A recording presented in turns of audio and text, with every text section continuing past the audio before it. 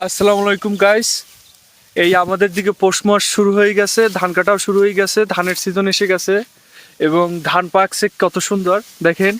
এই আমাদের এই এলাকার এই ছোট ভাই ভাইস্তা তারপর ভাগ্নিয়া ওরা ধান কাটবে, ওদের সাথে একটু কথা বলি, ওরা কি বলে। তোমরা কেমন আছো?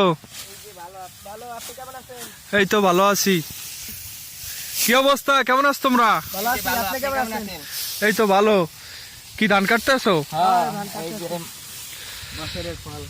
এই বছরের প্রথম ধান এই শীতের সিজনে।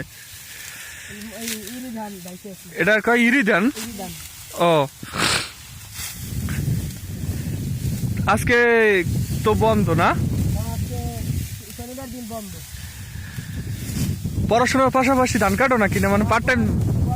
পড়াশোনার পাশাপাশি একটু পার্ট জব করি। Part time job?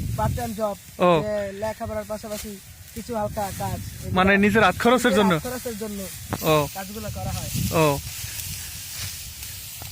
তুমি তো শুদ্ধ কথা কও, আঞ্চলিকতা তোমার ভিতর তো এক ভিতরে একটু নাই এমনও আছে কিছু কও না? কই না।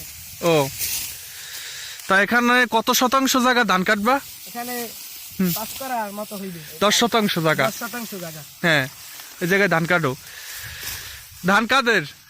ধান ওই আমাদের। তোমাদের? ও, তোর আব্বু কই? ঢাকা। ও, আর এই জন্য তুমি কাটতে আছো ধান?